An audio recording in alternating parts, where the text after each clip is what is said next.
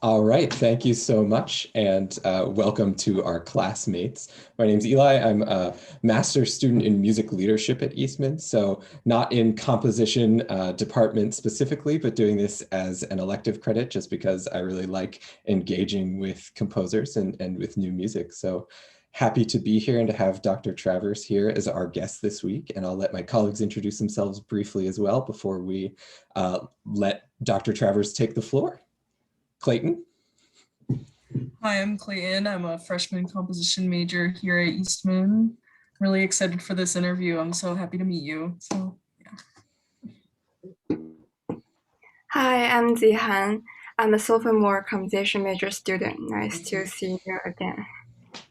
So I was just going to say we have questions sort of organized by pieces. So if you want to say anything, of course, about yourself by way of welcome to us and our classmates, please do. And then Zihan, I think we'll jump right into it. Okay. I mean, I'll try to talk very briefly about my background. I started out playing piano when I was a kid, and I took lessons for about, goodness, 12 years. And I still am not any better than my wife is. My wife is an incredible pianist. She actually has a degree from Eastman in composition, not piano. So she has a doctorate, I have a doctorate, so together we're a paradox. After that, I did my undergrad at Oberlin for 5 years. I did a double degree in composition and Latin literature. Fortunately, I've lost a lot of my Latin and almost all of my Greek, but I still appreciate it. And then took a year off in between that and grad school and did my graduate work at Eastman for seemed like an eternity, but I think it ended up being about, well, 7 years. It's long enough. Master's and doctorate. Graduated in 2005, and in between I had adjunct positions and the occasional visiting professorship, and now I'm at Eastman. I've been not Eastman, in IU, and I've been here at the Jacob School of Music since 2009. Thank you. Mm-hmm. Thank you. So I will start the questions. So thank you for all of your pieces, which I really enjoy listening to all of them. And I especially like the colorful timbre that are sophisticatedly designed in all of your pieces. So I was wondering about your composition process. Do you first come up with a general imagination of various sonorities or colors, and then choose the harmony and pitch to fill the overall design of the timbre, or vice versa? Yeah, that's a great question. Usually when I write any piece of music, I try to get as clear a picture of the musical idea as I can. So I'm not just thinking about the sound. I'm thinking about the sound plus the pitches, plus the register and the rhythms and everything together. Sometimes they come in, they come together piece by piece. Like I do when I'm writing for a particular ensemble, I need to hear that ensemble in my head before I can even proceed. So I do start with the sound in a very general way, but from there I need to draw in the material bonded with the sound, and then I can actually write something. So sometimes the process starts very slow. There's a lot of thinking involved before I start really notating anything on paper, because I'm trying to work out what the sound is and how I want it to evolve. And in terms of trying to develop a form for a piece, I'm often inspired by extra musical ideas. And I want to mention a caveat that I'm not trying to get this music to communicate specifically this extra musical idea. The idea is an inspiration only. And I don't believe that, I agree with Stravinsky that music is not really capable of expressing anything other than itself, but it doesn't mean that it doesn't express something. It's just that we as composers don't really have control over that. And I don't think we should. That would be, in my eyes, manipulative. Yeah. Mhm. Yeah, for example, in your piece Sanctuary, Mhm. I heard some of the materials that really present the natural world. So how do you mix the natural sounds into the music? So you talk about the you think about the rhythm and the timbres and all of things together. So how it exactly it worked in your piece Sanctuary? Yeah, yeah. Sanctuary is an interesting challenge for me because it's a piece that's intended to be played in indoor and outdoor venues, and so I needed to make sure that it worked. When it comes down to the idea that it's based on, I was inspired by these events from 2015 when the militia groups took over the Malheur Wildlife Refuge, which is also a prominent bird sanctuary. And as Professor Liptak knows, I'm a great lover of birds and I really enjoy photographing them, kind of a hobby of mine. Um, so I was quite inspired by that, um, that event. And one of my concerns was trying to make this piece appropriate for an outdoor venue. And one of the problems with playing a piece outside is that there's no resonance. It's really dry. So what I wanted to do from the outset was compose the resonance into the piece. So there's a lot of, so the materials themselves are really quite simple, but there's a lot of harmony that's constantly moving, is constantly um, sort of, well, harmony is sort of like building in the background the entire time and developing as materials develop. I also knew that I wanted to incorporate some kind of bird calls because it seemed appropriate. And we have bird feeders in our backyard, so I listened to the birds that are out there, and these are birds that are everywhere throughout North America, so they're fairly common. So I chose a couple of bird calls to use, and then incorporated them into as part of the material. Um, Beyond that, coming up with the harmonic material was it really came out of the initial sound that we hear at the outset. I'm not exactly sure where it came from. I think I sat at the piano and tried out a particular chord, and I liked it. It seemed to work. So I kind of took that and analyzed what made it tick. Why did I like it? Why does it work? And what could I develop from that? So that's kind of how I thought of the piece. So you can see how the harmony, the rhythms, the motives, and the orchestration all are intertwined with each other. Yeah, I really agree because I can feel that the string is like the foundation of the background, the resonance, and some of the woodwinds are like bird and like some kind of sounds in nature. And some of the students really curious about how you actually orchestrate the sound because some of the texture is really complicated and how you maintain the clarity of the music while doing such fancy timbres and textures and contrapuntal lines. Mm-hmm. Yeah, I'm very concerned with clarity in my music. Um, so I think in the beginning 4 minutes or so of that piece, the winds drive it. More usually, flute and clarinet in particular, the horn is sort of building very slowly. It's in the background. The strings are the foundation. It's sort of like a wake of harmony that's left by the flute and clarinet. But one of the things I like is I don't want the instruments to simply. I don't want the strings to simply hold the notes. I want them to texturize those chords. So I incorporate combinations of held notes and tremolo and trills and two-note tremolos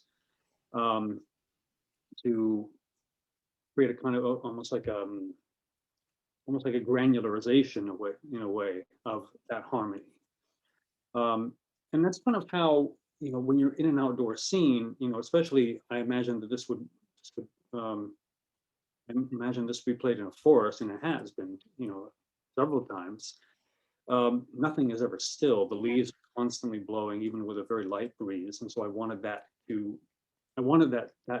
sense of texture to be blended in with the strings. So then it blends in with the surrounding environment. I also wanted to make sure that I could allow for space where outside sounds can come into the piece. So there are gaps in between, little silences. So all that was really very, very important to me, making this successful. And, in fact, one little final point I wanted to make is that I didn't want this piece to be felt as if it's in opposition to its surroundings. I want it to be completely incorporated into it. Go ahead. I'm sorry to interrupt. Yeah, that's really answered my question. And I noticed that you label the bird calls in the flute part, so such as mourning dove and house sparrows. So is it do you want to really connect the music to the nature, so you label that kind of signals to inform the performers? I think I labeled them because I didn't want them to be considered simply abstract bird songs. I wanted people to realize that they are derived from actual animals.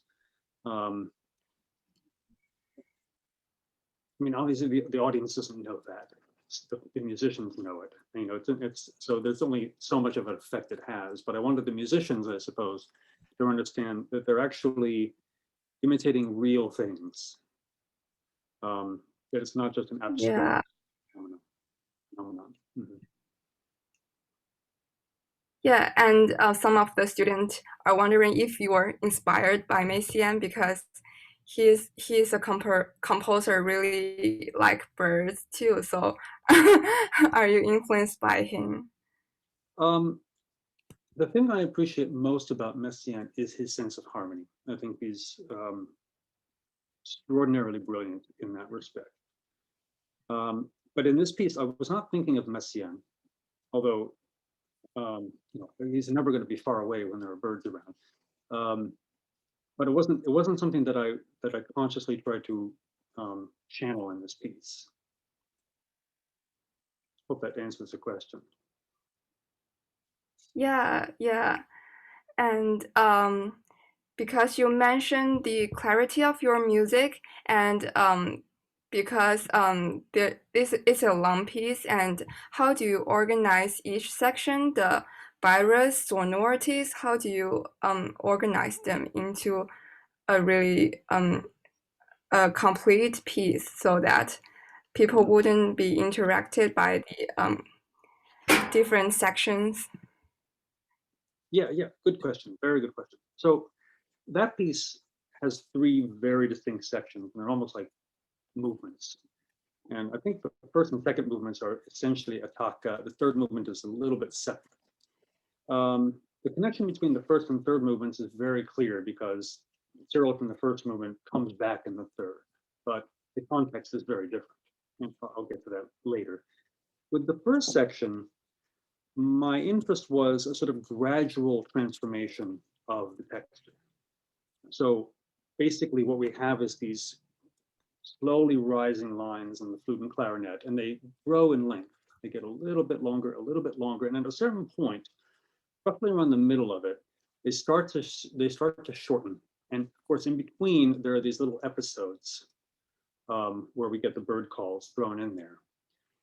And as we continue, the rising sections and the interruptions get shorter and shorter and shorter. There's a kind of gradual acceleration going on. And as they do, the whole thing moves up and up, higher and higher until it reaches its highest point.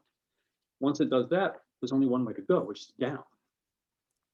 And so after that, we have these series of cascades that themselves also accelerate more and more and more. So basically, the last little descending gesture is a kind of microcosm for the whole first section. When we get to the second section, it's very clear that we're in a new place. But the second section is constructed in a similar way to the first. So there are these unison lines for the entire ensemble that are interrupted by, again, these little bird calls. And so and there's a kind of held chord usually in these strings. And these also get, these melodic lines get bigger and bigger and bigger and more involved and start displaying out from a single unison line to chords. And then those get shorter as they go on. And the bird call interruptions also get shorter and shorter. It's almost like they're being drowned out in a way. So they disappear at the end. In fact, there's a little gesture at the end of the second movement where basically the bird flies away. Yeah. And then the last movement is interesting because the initial sonority is based on an F overtone series. But I think I take like every second partial from that or something like that. It's based on a low F fundamental, which is actually in the cello. I detuned the cello C string to F. And it's actually like that the entire movement. It's not retuned. So I'm very careful. I think I generally avoid the C string in the first two movements. If I do use it, I'm very careful about the fingering, of course. But in that third movement, we're sort of in a what would I say? It's like almost like an idealized world where there's no interference from humans. It's like if the natural world were left alone, what would it sound like? Yeah. So that's what it was. And so what I enjoyed about that was sort of taking the material from the first movement and reworking it, rethinking it, recontextualizing it. So we'd see the same thing, but from a different angle. Yeah, thank you. I was wondering if you first finished the first movement and then design the second and third movement, or you already have a really ambitious design of all of these movements and then really work on the details. Yeah, I had a sense of the structure of the whole piece. My wife calls me a top-down composer, so I get the big picture and then I kind of whittle it down bit by bit and get down to the details. So, and I wrote it basically from left to right, from beginning to end. Yeah, and then there's a technical question about the instruments that you use. So some of the students are wondering which kind of technique you specifically choose to present the bird sound. So and there's kind of polyphonic in your flute part. So they're wondering how it actually works. And do you experiment with the flute players, or you have the experiments of it so that you know how to do that kind of technique and how to notate that? Right. Okay, so I'll talk about the flute stuff first. I had written a couple of flute pieces before. Actually, no, I wrote one solo flute piece before I started writing this one, and I listened to lots and lots of flute music. And in the solo flute piece, I incorporated those same kinds of techniques and probably a few others as well. So in terms of my notation, I was partly influenced by the way that Beatrice uses notation for those kinds of overblowing in the flute. He does it in a slightly more specific way that I didn't need it to be done. He used basically numbers to indicate proximate overtones that the flutist overblows from the fundamental. So number one would be somewhere between the second and third partial. Number two would be a third to fifth partial. Number three would be up to the fifth or sixth partial, something like that. What I decided to do was, instead of using those numbers, just write in the approximate pitches that I wanted them to overblow at. So what I did also is combine it with with tremolos, and also a gradual transformation from a normal tone to basically a harmonic above that fundamental. So what it basically entails is just gradually overblowing and then going back to normal tone. And so that's how that gesture was conceived and written. But the notation for going from normal tone to harmonic, I just used a little a normal quarter note head with an arrow to a harmonic note head and then back to quarter tone. Yeah. Pretty easy to understand and intuitive and fairly simple. Yeah. And yeah, beside the flute, is there any other extended technique you want to imply to create the animal sound in the natural world, or just the bird? I don't think there were any other sounds that I was trying. I don't think there really are any other extended techniques. Mhm. I'm often surprised that how many pieces there are that sound non-traditional. They sound like there are extended techniques, but really they're just slight variations on traditional techniques. You know, playing a harmonic is not an extended technique. Perhaps at one point it used to be, but I seriously doubt that. But you know, what if you play harmonic with sul ponticello? Sul pont is not an extended technique. Combining them together isn't an extended technique. But what if you do a trill between two harmonic notes? That's not only not an extended technique, it's a variation on a traditional one. Combine that with sul pont, and then combine that with a crescendo. The closer you get to sul pont and the louder you play, the more those harmonics start to turn to noise. And although it sounds like it's an extended technique, it's just combinations of traditional ones. So that's a lot of what I do. Yeah, and you are really an expert of the timbre. So when did you like first experiment the extended timbre with the performers, or when do you interested in the timbre world rather than organizing the set, the rhythms, and other composition things? Once your interest turns into the that kind of timbre music. I think when I started my graduate work at Eastman, I started, you encounter you have friends who listen to different kinds of music, and they thrust this thing in your face, say, hey, listen to this thing, or listen to Wolfgang Riem. Hey, you just hear this piece by Sciarrino?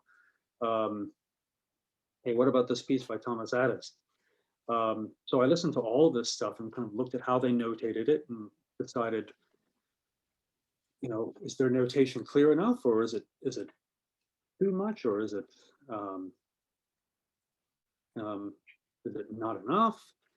And you kind of take a look at how they use these techniques and why they use them and why they're effective, or why they seem to stick out, or why you can't hear them in some cases, even though it's on the page.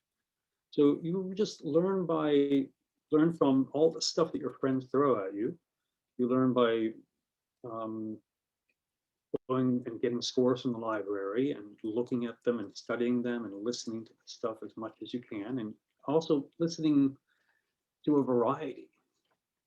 I tell my students sometimes that the way you listen is the way you write. If you listen myopically, if you listen with blinders on, your music is going to be the same, and it's going to reduce the kind of poetic power of it. So don't discount anything. Because you never know, there might be something really valuable that you get from something that you didn't think to listen to.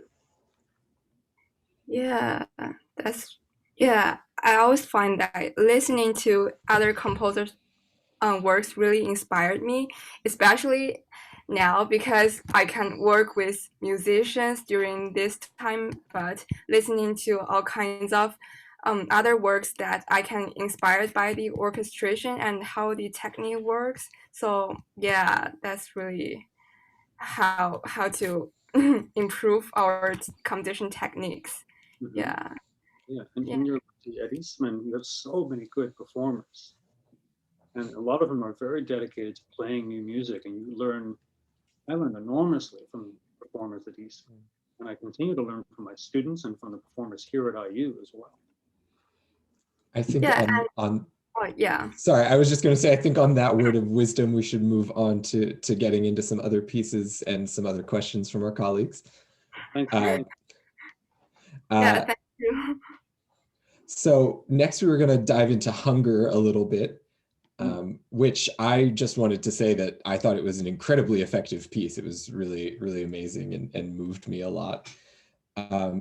One student was asking about the first movement textures in the strings. They said that it was a very sort of fulfilled, peaceful overall feel to them in the first movement, but they were, and that they were wondering how your use of tremors sort of in the strings played into all of that concept for the first piece. Yeah, that first movement is in many ways very different from how I usually write. It was deliberately very consonant, very tonal. There, of course, there's some moments of dissonance, but Hunger is a set of 3 songs, and when I write vocal music, I really delve into the text and what I think it means and what I think the tone of it should be. And that particular poem, Chanson d'automne by Verlaine, I always found to be almost overly sentimental in a way. It's so dour that it becomes almost a parody of itself. And so I decided to write the piece as if it's an incredibly overly sentimental music. So it's painfully slow. Each syllable is declaimed by soprano. Um, and the chords underneath are all, major and minor chords with some suspensions and things like that. And it's very, very smooth throughout. But at the same time, I wanted this sense of fragility hanging over it. And that's where these harmonic tremolos come in on the longer held chords. And I also wanted to make sure that this movement didn't contrast too much with the other 2 movements. The second movement is literally almost the opposite of the first one. It is fast, rhythmic, very dissonant, different kinds of techniques, noisy at times. So I wanted to make sure that the overall world of all 3 movements was at least cohesive. Does that answer the question? I think so, yeah. Since you were talking a bit about the text for the first movement, I thought I would invite Clayton to jump in. I know that he has some sort of insight into that poetry just from personal experience. Mm-hmm. Yeah, the poem Chanson d'automne is personal to me. I always associate it with the French Resistance in World War II. So that's how I've kind of seen it when I've studied it. So I guess I was wondering if that played any part of you choosing that text as well, or if that part of that text, if that association had any relation to the theme of self-consumption that you explore in this work. I decided to set that poem from the beginning without knowing about the relation to the resistance movement. Before I wrote the music, however, I did do some research on the poem just to do my due diligence. And I read all about that. And I thought, well, I want to make sure that is it still relevant? Maybe in an ancillary way. But I think I was really approaching all these poems from the point of view of poets, because every one of these poets was tortured in some way. And usually that torture came from within, for the most part. They did not deal with life very well. which I think of all the three poets that I set, Rimbaud was probably the most stable of all of them, to believe it or not.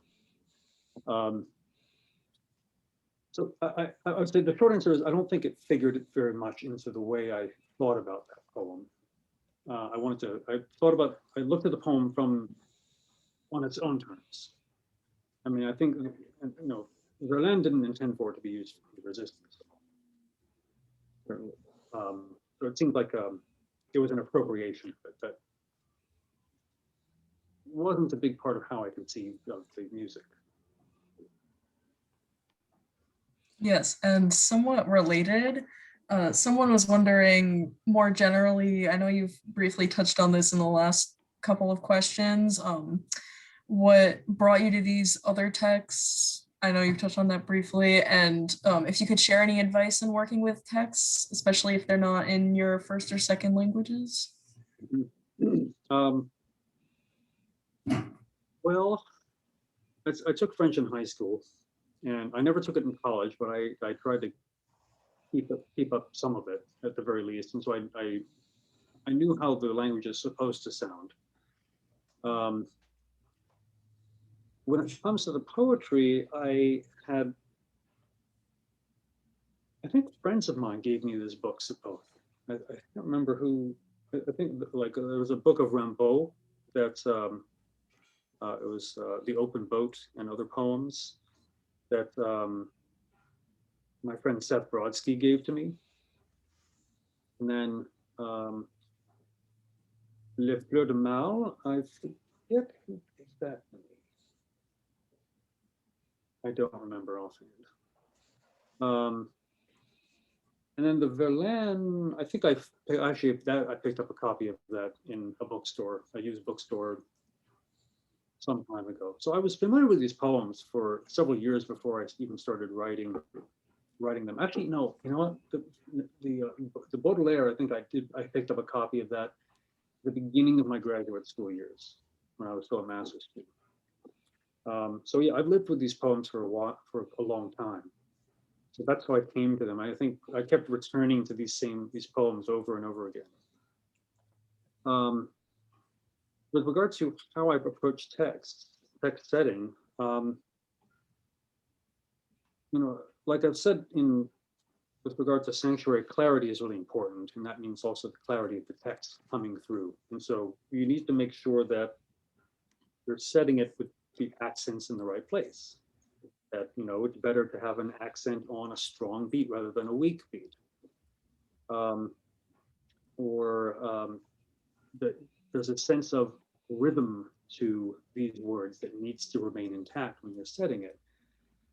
The other thing is that voices need to breathe, and they need to be able to have a sense of, well, they're singers. They have to sing the words, and you can't sing the words when the note values are too short. So there have to be longer note values in there, especially on prominent words, prominent syllables, that can allow the singer to create that sense of line. Otherwise, it becomes very ineffective. You also don't want to emphasize, words like the and. Don't put the long syllable on and. Put it on a more important word like faith. Well, faith is actually, the sound of the word is really important. Faith. It is a short word, but love is a much longer word. And so I speak these poems to myself before I start writing them, so I can really get the sound of the words. And I appreciate poems that sound good, as well as have wonderful imagery.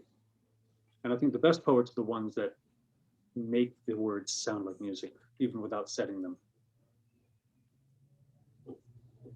Is that good? Thank you. Yes. Mm-hmm. I was thinking, Clayton, I would go back into maybe that first question on your list. I think we've talked a bit about most of these things here, other than sort of why you chose the instrumentation you did, why it ended up being string quartet with soprano for this piece. Oh, it's a commission. Mm-hmm. there was a commission from the Arneas Quartet, and at the time they were working a lot with the soprano Tony Arnold. And so we set up this project, goodness, back in 2013. And I think I finally finished the piece. Well, I finally started writing the piece in 2015. And then they didn't play it until 2019 for various reasons. People were moving around. The cellist had a baby, and so they couldn't rehearse all together. And then Tony switched jobs, and so she wasn't available for like a good year or so.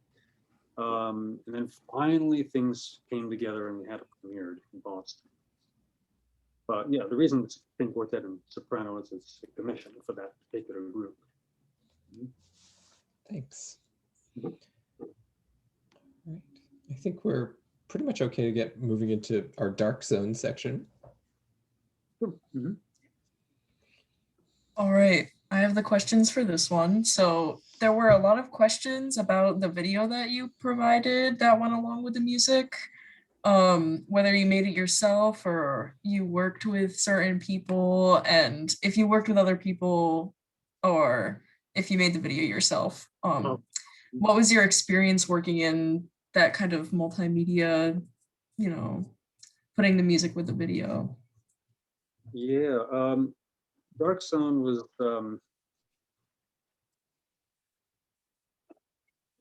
very different kind of piece, which I hadn't written before.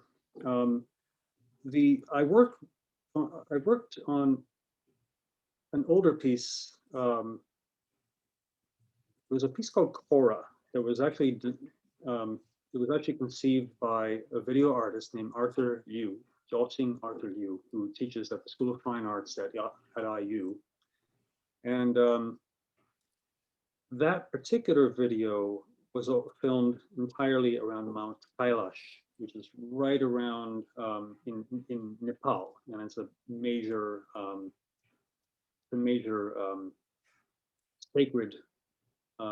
sacred locale that's important to several different religions. And I was familiar with the way that he constructed his video art, because there's a sense of this very slow evolution of the images. Like, there's the transitions are incredibly slow and smooth. And there's also a sense that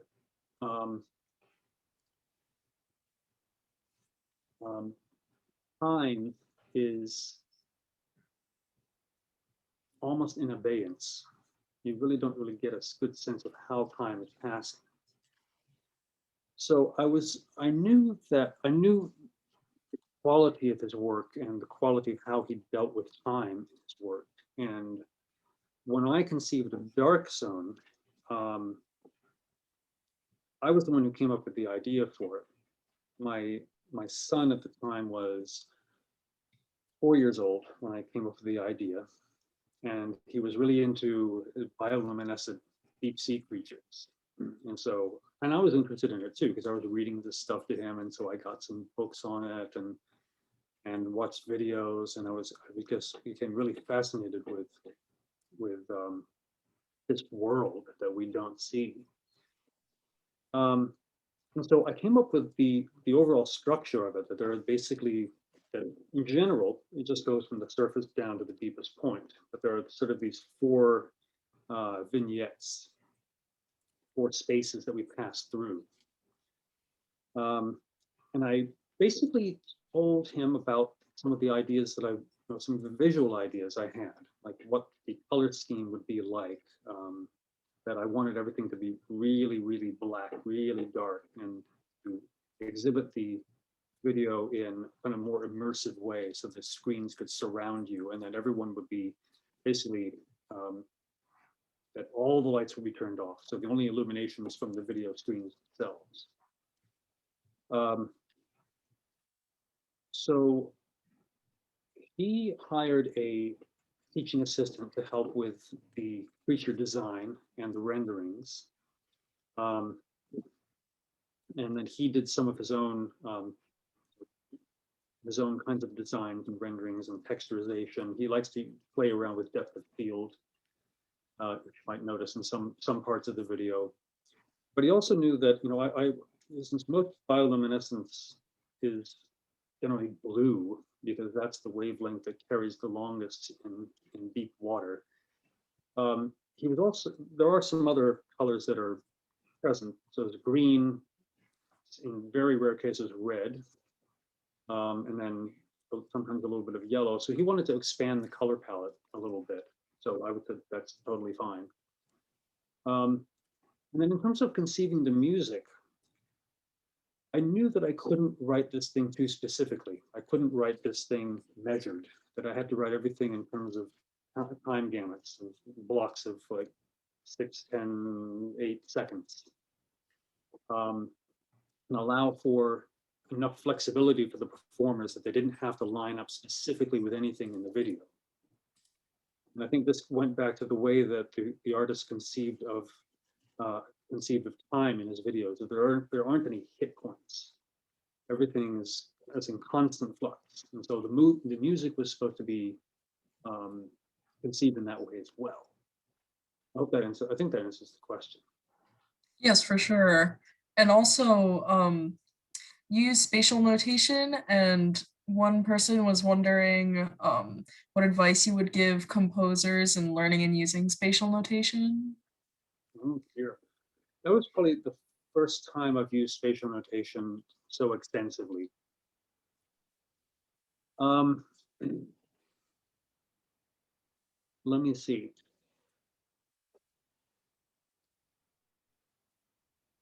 The way you think about time is the most important in making spatial notation work. So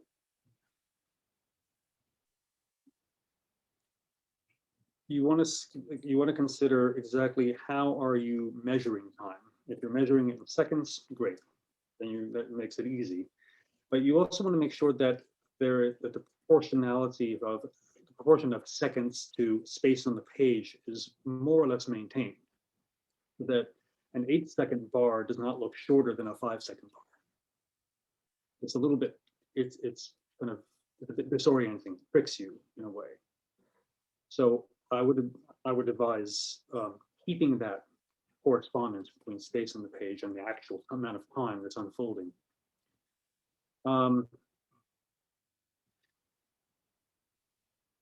If there are things that need to be simultaneous in the music, simple enough to do, just put a little downward arrow to say that these two things are supposed to come together. In a situation, however, where the instrumentalists might not be able to see each other, I think in this case they did have like little LED lights on the stands.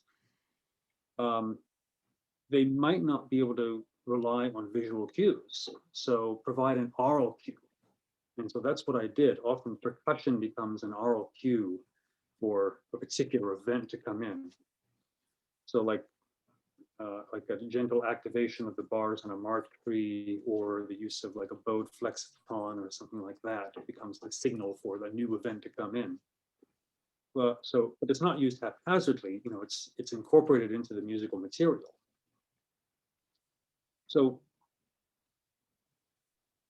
when I was writing the spatial notation, I had to imagine the performance and what it would be like and what the challenges would be for the performers, what allows them to keep together. If they don't have a conductor, how can they communicate? And so basically in this case, it was primarily through sound that I placed into the music. I don't know if I've answered everything about spatial notation. I'll stop for now, but if there are more questions about it, let me know. Yes, one more question with this piece, and it's also related back to Sanctuary. Someone was wondering about scottatura, just in general. How do you use it effectively and confidently and make it, you know, easy for the players to conceive, that kind of thing? Yeah, generally if you can, it's better to tune down than up. because when the string is in higher tension, it wants to come back to its original tuning, so it's more likely to be out of tune if you're trying to tune up. So tuning down is better.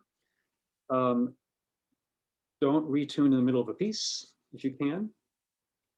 If you have separate individual movements and you have a different tuning from one movement to another, like let's say you have normal tuning for the first movement, but you have slightly different tuning for the second movement, think about how much time it will take them to retune and what a drag that is for the audience to wait for them to retune. And if you have more than one string to retune, that will be twice the drag. So think about the practical implications of the retuning in a performance. That's why in Sanctuary, I used the retuning. The scordatura is throughout the entire piece. There's no need to retune.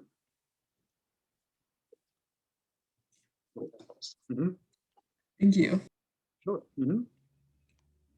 Thanks. So I think that we had just our last section to get into box gardens a bit. One student was wondering if you could tell us a little bit about the kind of scene that you were inspired by for this piece and sort of the origin of the title. Yeah, okay. So I wrote box gardens in 2000, well, really 2016, 2017. And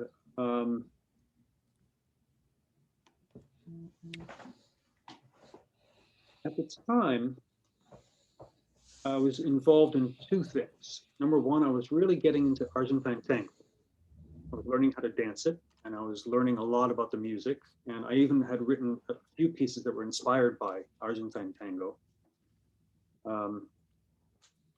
I think my sense of the tango style is getting better. I think back then it was still a little bit, I was still a little bit green, so I did things in the music that really aren't very tango. There's that, and also gardening. I was really, after I got tenure, I was like, we're gonna redo our backyard, and we completely redesigned the backyard, and I had these little box gardens that I had laid out and was interested in planting new things in the springtime. And so when I was asked to write this piece, I thought, well, I don't want to write a long piece. I want to write some short little pieces. And I didn't really know what to do exactly, but I was interested in tango and gardening, and maybe just in a way, maybe ideas of dance music from other cultures.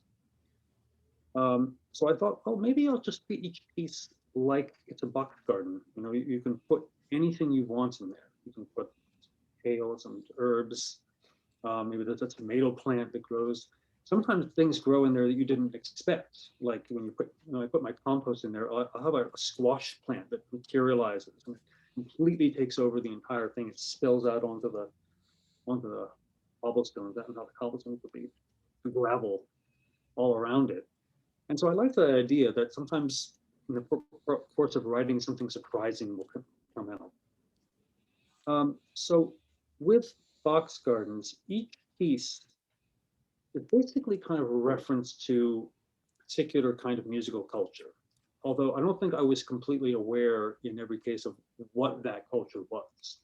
I simply knew that it was not, I guess it reminded me of other cultures.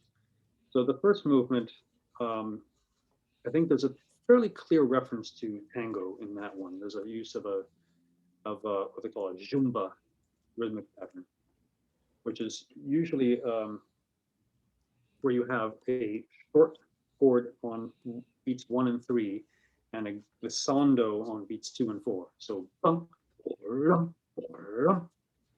that's the jumba, and that was actually made famous by a composer and arranger named Osvaldo Pugliese. And if anyone ever dances tango, they know exactly who Pugliese is. It was because of him that the whole idea of the rose in the rose in the teeth, with the dancers, that became part of tango. There's a whole story behind it. It's not important. But second movement, I think, was very generally inspired by Japanese shakuhachi music. Though I don't think the rest of the music has anything to do with it, but that was one of the little elements I threw in there. And the rest sort of kind of materialize on its own. The third movement, I'm really not sure. I think there's a combination of perhaps maybe Eastern European / Irish jig type music. I'm not really sure. It's extremely fast, very, very rhythmic. And there's moments of shouting, these little height and yips and things like that. I'm not sure why I decided to do that. It just seemed like the right thing, right? It seemed like a good idea at the time. I think I know why I did that now, but we can get into that later. Yeah, I actually, the third movement really made me think of the indigenous Maori haka with the eyes wide open instruction in the thing. I thought of, and sort of the noises too, the jarring thing. I sort of thought of like a real, they do that as part of like the intimidation factor in that cultural display. And I thought that was an interesting connection to what you're talking about with the different cultures as well. I've been to Maori village in New Zealand. And I've seen that. It's amazing. Yeah. I think there might be a little bit of that in there. I don't know. It's very possible. I think there's a bit of that, and also like I guess the sense of like the Balinese kechak. Some of the, at least in terms of the rhythmic energy of the choral music. Very cool. Yeah. No, it's a good thing. I'm glad you mentioned that. I forgot all about that. I wanted to ask if you had been, was this piece also commissioned? Was it a duo? Yeah, it was commissioned by a duo. I don't think they have a specific name. It was the flutist is Linda Chatterton, who actually is an alumnus of Eastman, and the guitarist is Maya Radovanlia, who was a Serbian guitarist who did her graduate work at IU. So that's how I met her. Mm-hmm.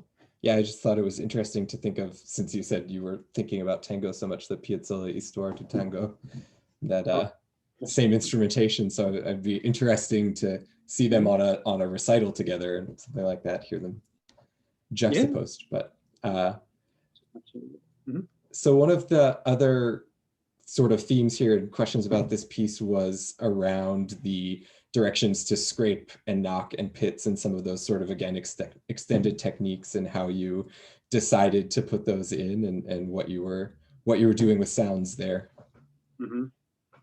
So knocking on the guitar is not unheard of. It's we heard in some classical pieces, though I think a lot of it comes from really popular music. It's something that we find a lot in tango and folklore music, and many actually it's deeply ingrained into flamenco, with the golpe. So using the instruments percussively, I think, is fits into this idea of music drawn from other cultures, and even from definitely non-classical traditions. With regard to the finger scrapes on the guitar, the main reason I wanted to use that has to do with the use of the jet whistle in the flute. And the funny thing about the jet whistle is that I had for a long time deliberately avoided ever using the jet whistles in my music, because I felt that every time people use it, it's like a cool little sound, but no one had ever really incorporated it as material, as actual stuff that does something. And what I wanted to do was find a way of taking the jet whistle and translating it for a guitar. So the best thing I could think of was scraping, you know. And there's one particular moment where you hear this long, slow jet whistle going up and down right in the middle of the third movement. And then the guitar does the same thing, scraping up the strings and then back down the strings. With scraping, you have to be careful because either you use a plectrum, or if you don't have the time to grab one, using the back of your nail, not the front of your nail. They do not like scraping this way. No, always with the back. What I really appreciated is that my guitarist never complained. He found a way to do it, and it sounded great. And the two sounds blend really well together. This also actually relates to the vocalizations, because if you think about it, the ice and the yips are also variants of that quick upward gesture of the jet whistle. So all of these things there are basically three different types of sound that are all related. Did I answer all the question? Knocking sounds. I think that's it. Yeah. Yeah, I think that covers what people were asking about. They were just looking at our list of questions again, make sure I covered all of it. Mm-hmm. Oh yes, so the last one that I had that was actually my own thought was the again in reference to that eyes wide open direction. I was curious, that seems like something that is very visually meant to engage the audience in a way that I think a lot of us as musicians think of chamber music as being something that does engage the audience very closely, but that one's really direct, sort of in a breaking the fourth wall kind of way. And I was wondering how you conceive of that idea and if you've done that sort of thing with other chamber works in really specific ways. I don't think I have used it in other chamber works, except in one case, but I'll get to that in a moment. But the whole eyes wide open idea, I think, really came as an extension of the vocalizations. I figured once I started using vocalizations, the piece stopped becoming merely music and became theater.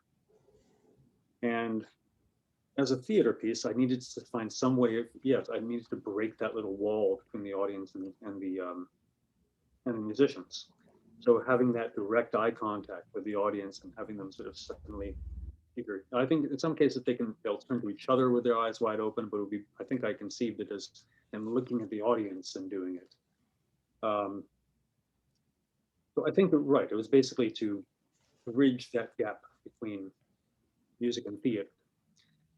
And then as far as anything visual going on stage, I don't think I've done anything in the realm of theater. I have one piece, it was a percussion duo. It was called Pitchfork. And the idea of that was to take the concept of forking outward or inward. And I did it in two ways. I did it using manipulating the pitches and rhythms. I created like a series of 6 pitches and 6 or so rhythms. And I used a process called introversion, where instead of, for example, if you have 1, 2, 3, 4, 5, 6, instead of say rotating it, going 2, 3, 4, 5, 6, 1, I would go from the outside, or from the inside. I would go 3, 4, 2, 5, 1, 6. And then I would take that pattern and redo the process over and over again and get these different sequences of notes. And so I wanted to also convey that visually on the stage. So I arranged the instruments so that they go from, we have in the center, we have bass drum and the Almglocken, 6 pitches. And then from there, we go to metal instruments and then move outward to wood blocks, and then move outward to tom-toms and bongos and things like that. So as the music progresses, you'll hear this timbral change going on as you're switching instruments. And at the same time, you're seeing the performers moving outward. And then the piece folds back inward. And then there's a quick kind of all over the place. But they always come back to the center. Cool. So that's probably about as close as I get. Thank you. Well, I was going to say too, in Hunger, I think the theatrical nature of the performance too. I mean, I was really glad that we had video for that one. I was following along in the score, and then we got to the part where she was silent for a couple of her words in the poem, and it was like, oh wait, I have to go back and rewind the video and really get the performance. So I appreciated that theatrical nature there as well. Yeah, I guess that piece is very theatrical, and it's designed to be, especially the second movement. Each verse is a character. It's like a commedia dell'arte kind of sequence of characters, but they're all horribly reprehensible. So I wanted to have the singer kind of assume that character and change her voice from one to the next, and the texture changes. It was a very fun movement to write. It was fun to listen to as well. So I think that's all we have pretty much from written down, but Clayton and Zihan, if you have any other things that have come up that you want to ask while we wrap up. You've answered all my questions. Thank you. Thank you too. All right. Yeah. Welcome. It was Yeah. a lot of fun to talk with you. I felt like the time just flew by. We very much appreciated it. Well, great. Thank you so much. Really appreciate it.